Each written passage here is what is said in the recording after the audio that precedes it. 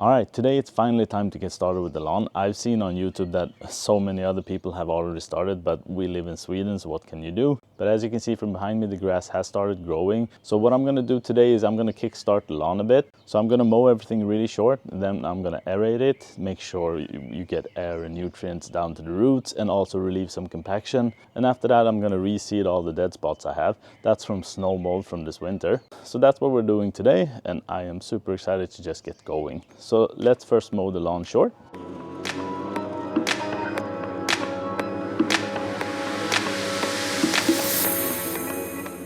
All right, I'm done with the mowing, and when it's short like this, then you can really see how bad it's looking in some areas. So what I was thinking now was to aerate the lawn, but now that it's short, I can see that there's a lot of debris still on the lawn, dead grass, sticks and twigs that have flown in from the trees. So I'm wondering if I need to power rake it first. Let me show you how it looks first. All right, so this is how it's looking, and you can see these areas where snow mold has just killed off everything. And this is the side strip. Now the thing that gets me worried here is all these patchy light green areas. I'm betting that's just Poa annua from last year that spread so much. And when neighbors walk by, they don't see that. They see a green lawn that's looking nice. But to a nerd like me, that's all I see. All I see is the light green spot and it annoys me. But first things first, let's take the power rake and try to get some of that debris out. Now the one thing is that it's early in the season, grass is starting to wake up, and it's really wet out. It's been raining all week. So I have to be careful. I'm gonna use the highest setting. I just want the power rake tines to scrape the soil. All right, so this is the attachment I mean. This is what I call a power rake. It has these spring tines, so it doesn't do as much damage as the solid ones do. And I just want this to scrape the surface and pick up the debris, nothing more. And I call it power rake because for me, this is just an electrical rake. It's a powered rake. All right, let's get going with this.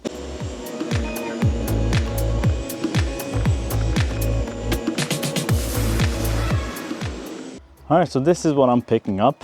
A lot of dead grass, pine needle, leaves, pine cones, and some of the grass clippings that the mower couldn't pick up. Since the bag got full quite fast, it did leave some of this debris behind. And for most people, this will do just fine. But since I'm a bit pedantic and I do have a gardenia grass and leaf collector, so I'm just gonna go over everything with that just to pick up any debris that has been left behind. I don't want any of this in the way when I'm seeding. So I'm just gonna quickly just go through everything with the gardenia. I mean, I have it, why not?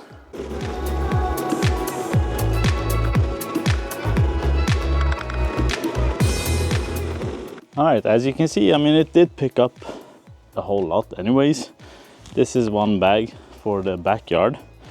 And it was some pine cones lodged in there, some grass clippings, dead grass, leaves. So this is out of the way. Now we can move on to the hollow core aeration. All right, so for the hollow core aeration, I'm gonna use my Yarbo to tow the manual core aerator. So I'm reviewing the Yarbo at the moment. I'm not sure when the video will be done, but whenever it's done, I'll put a link somewhere on the screen. I can never figure out which corner. So you can go watch it if you want to know more about the Yarbo. But for now, let's just try this out and see how it works.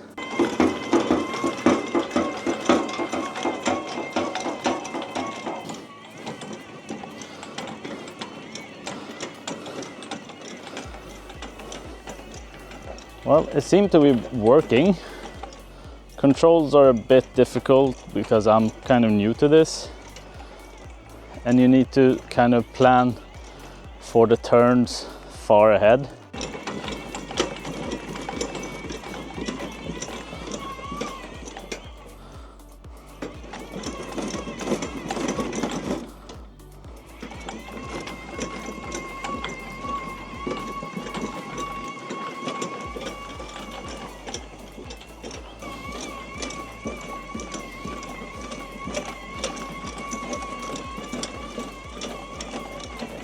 Well, it works pretty decent. The turning is hard. I mean, I have such a small lawn, so I kind of immediately have to turn, so I need to make a big circle, so I can't get to the corner and edges. and you can't put too much weight on it. First I tried the bigger weight, but it was too heavy and it's slippery, so the Yarbo had issues finding traction. But with the smaller weight, it did an okay job. The only problem I had was in that corner where I don't have much grass. It's mostly mud.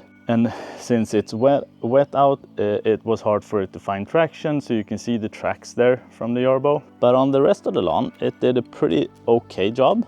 It's actually very cool. It's so much fun to drive that thing. All right, so I'm just gonna continue on with the rest of the lawn and then we'll continue on. But I think I might have to postpone all work until tomorrow because it started raining again. I saw a window, saw an opportunity, but of course it started raining. So I'm just gonna pick everything up and put it in the shed before it gets too wet, and then we'll pick this up tomorrow. All right, so it's been a couple of days since I last mowed and power raked the entire lawn, and we had a couple of days of rain after that, so I didn't want to go out in the lawn and do everything while it's super wet. And it's still raining now. It's been raining on and off today, but I really want to get this done, especially since it is going to rain for a couple of days. So if I'm gonna seed, it will help a lot with the seeding. If it's raining, then I don't need to go out and keep everything wet. So what I'm gonna do today is, first I mowed everything, by the way, again, because it's been a couple of days. So I mowed everything again. Now I'm gonna go around with this cultivator and just cultivate the soil wherever I want to seed. It will just break up the soil and let the seed get a better seed to soil contact. And then we'll cover it up with the soil I got, and then we'll hope it rains. But with my luck, I'm sure it's gonna stop raining the moment I'm done with this. That's always the case. So let's cultivate everything, all the areas I want to seed, and then we'll continue on after that.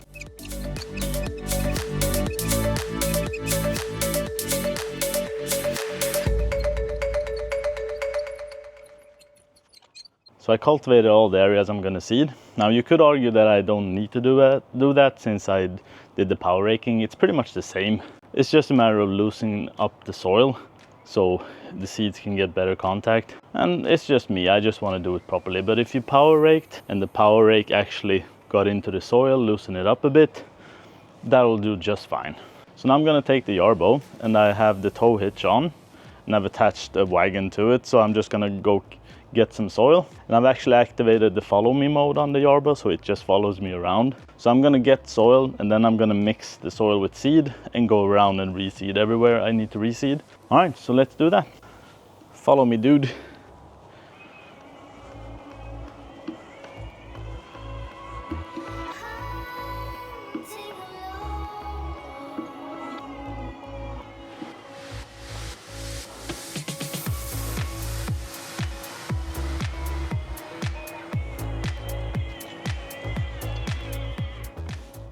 I have to say I was a bit skeptical how this would work, if it would really follow me, but it really does. I think this is the coolest thing I've seen in a long time.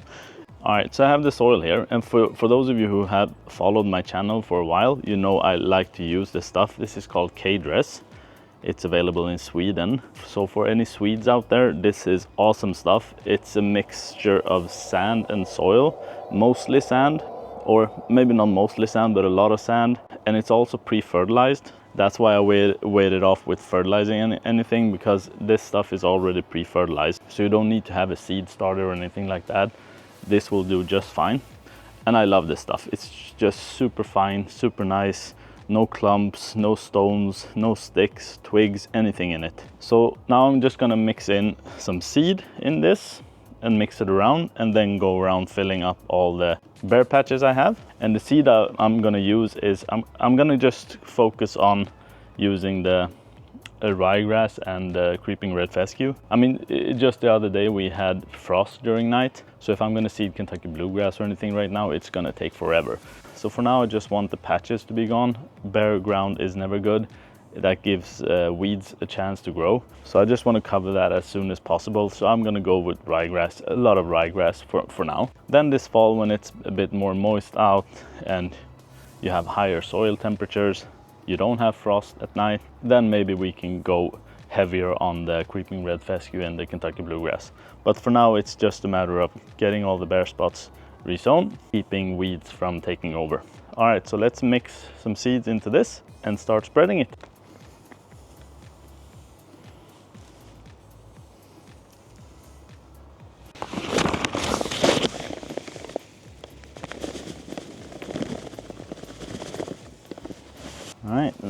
mix that around.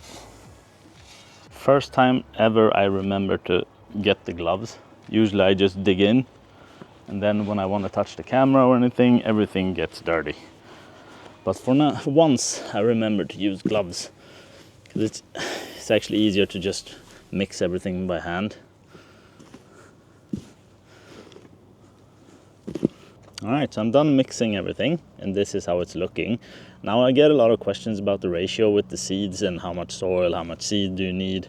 And the best answer is, of course, just use whatever they state on the bag. But I think I do what most people do. I use more seeds than they say on the bag, because every time I use the amount they state on the bag, it feels like it comes up a bit thin.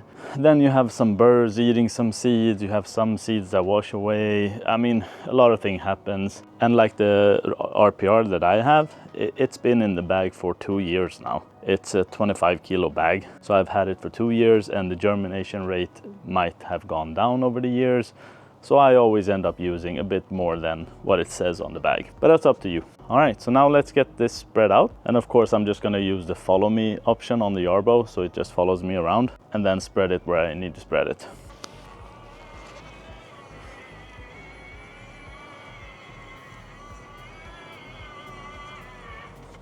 I like that you can stop it and do whatever you're gonna do, and then go in front of it again and it starts up again. Otherwise that would be a pain in the ass if it would just turn around and follow me now.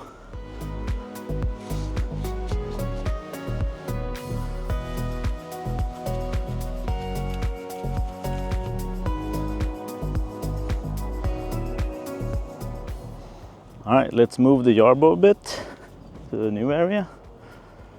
Just stand in front of it, then you move.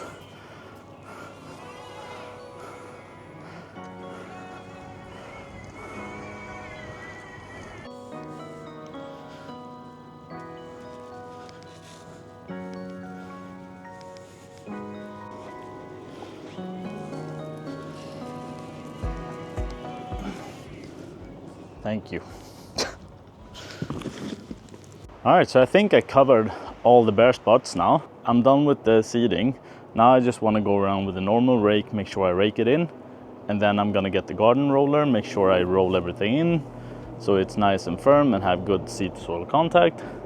Then we just water it in. See, in these areas I've had a bit too much soil, and I want to make sure I have nice even coverage. I don't want to smother anything with too much soil, so I'm just going to lightly rake it. And also I want to make sure it goes into the holes I created with the aerator. That's a nice seed bed for the seeds. This is one of the areas I'm talking about. I mean, I've just put down some soil and seed, and it's on top of the existing grass. So I just want to lightly rake it and make sure everything falls between the grass, gets to the soil. And that's what I mean. So this is what I'm doing at the moment. All right, so I'm almost done. So I've brought out the garden roller, filled it up with water. So now it's just time to go over everything, make sure I have good seed to soil contact, push that seed down. All right, so let's get going with the roller.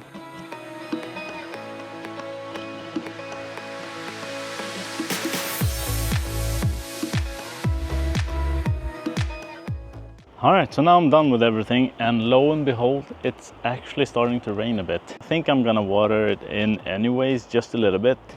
You never know if this rain keeps up, if it just drizzles a bit. I just want to make sure it's moist, because now you need to make sure it's moist until it germinates. And this is by far the most common mistake I see people do when they seed. They throw down some seed, they water it once, and that's it. And they think that that's enough. And that's not enough. You need to make sure it's moist, it doesn't dry out until it germinates. That's again why I'm using rye, because that only takes like 4 or 5 days. If you're seeding Kentucky bluegrass, then you need to keep it moist for about 21 to 29 days, because that's how long it takes for Kentucky bluegrass to germinate.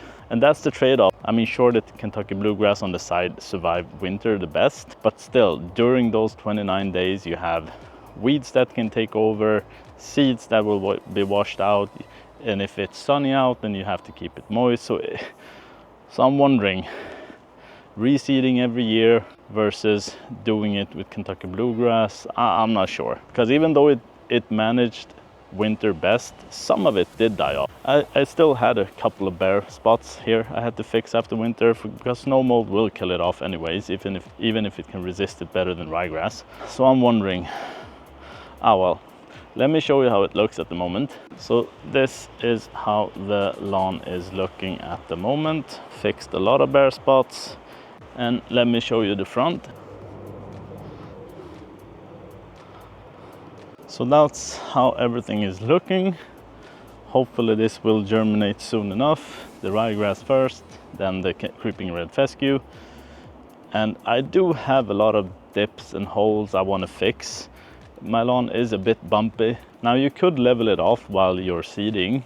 That would be totally fine. And normally I would prefer to level it off while I'm seeding, but it's just that filming a video and doing this at the same time, and it starts raining, and I have to give the kid a ride to football practice, so everything just takes so long. So I decided to just reseed first, then I'll level it off later on once everything is up, growing. For now I think this will do. Now we just have to wait. All right, that's it. If you have any questions, just leave them in the comments, and I'll see you in the next one.